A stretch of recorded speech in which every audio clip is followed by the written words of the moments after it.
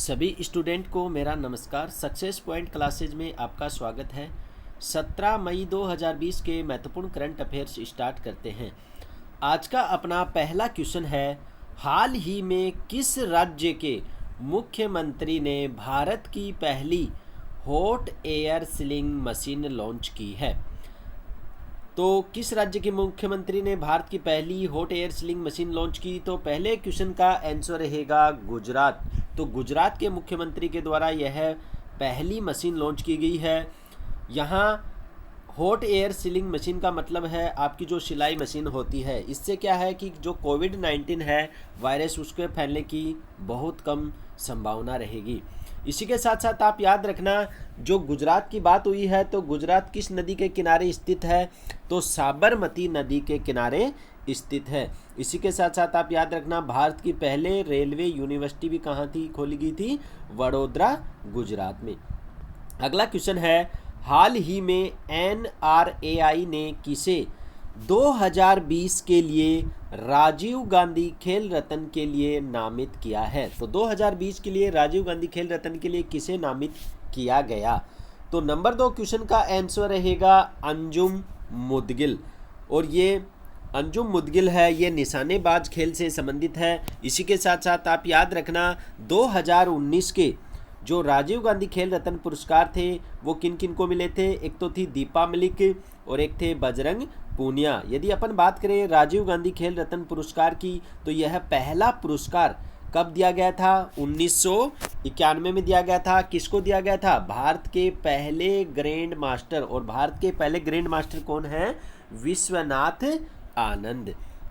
अगला क्वेश्चन है, हाल ही में यूरोप में कोरोना वायरस फ्री होने वाला पहला देश कौन सा बन गया है?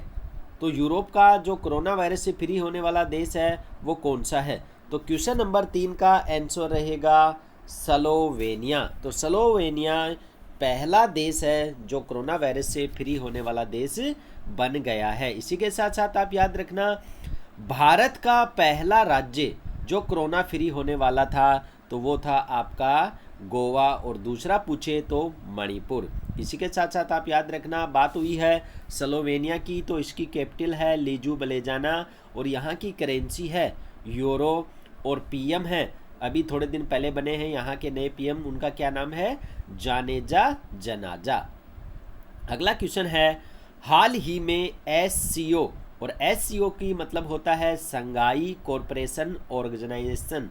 तो SCO सदस्य देशों के विदेश मंत्रियों की वर्चुअल कॉन्फ्रेंस की बैठक किसने की?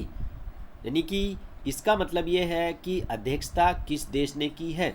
तो क्वेश्चन नंबर 4 का आंसर रहेगा यहाँ आपका रूस। तो रूस के द्वारा यह अध्यक्षता की गई है। अब बात हुई है SCO की, तो SCO से याद रखना, SCO का जो हेडक्वार्टर है वो कहाँ है आपका? बीजिंग, और बीजिंग में कहाँ है आपका?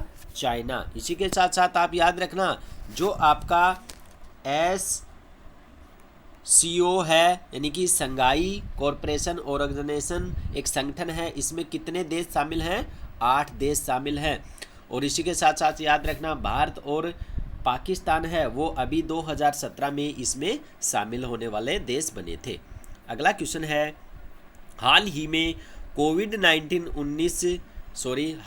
कोविड-19 मामलों के परीक्षण के लिए भारत सरकार द्वारा खरीदी गई पहली स्वचालित परीक्षण मशीन का नाम क्या है? तो ये पहली स्वचालित परीक्षण मशीन होगी जिसके द्वारा जो कोविड-19 से ग्रसित मरीज हैं उनका अधिक से अधिक ट्रीटमेंट हो सकेगा, उनका परीक्षण हो सकेगा। तो उस मशीन का क्या नाम है? उस मशीन का नाम है कोवास 6800।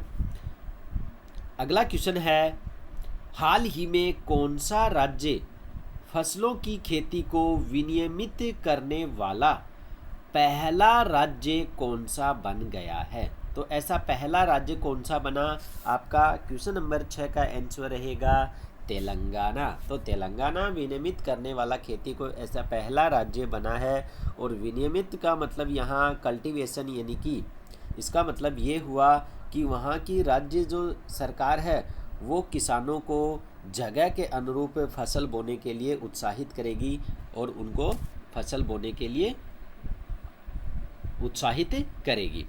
अगला क्वेश्चन है, हाल ही में राष्ट्रीय डेंगू दिवस कब मनाया गया है? तो हाल ही में राष्ट्रीय डेंगू दिवस कब मनाया गया? तो इसका आंसर रहेगा 16 मई को राष्ट्रीय डेंगू दिवस मनाया गया। अगला क्वेश्चन है, हाल ही में किस आईआईटी ने MIR-AHD कोविड-19 डैशबोर्ड विकसित किया? तो किस आईआईटी के द्वारा ये किया गया है? और आईआईटी की फुल फॉर्म होती है इंडियन इंस्टीट्यूट ऑफ टेक्नोलॉजी। तो क्वेश्चन नंबर 8 का आंसर रहेगा आपका आईआईटी गांधीनगर। और यहाँ आपका डैशबोर्ड का मतलब, विकसित करने का मतलब ये हुआ कि जितने भी कोविड-19 से संबंधित अनुसंधान या रिसर्च होंगे उनमें ये सहयोग करेगा। धन्यवाद।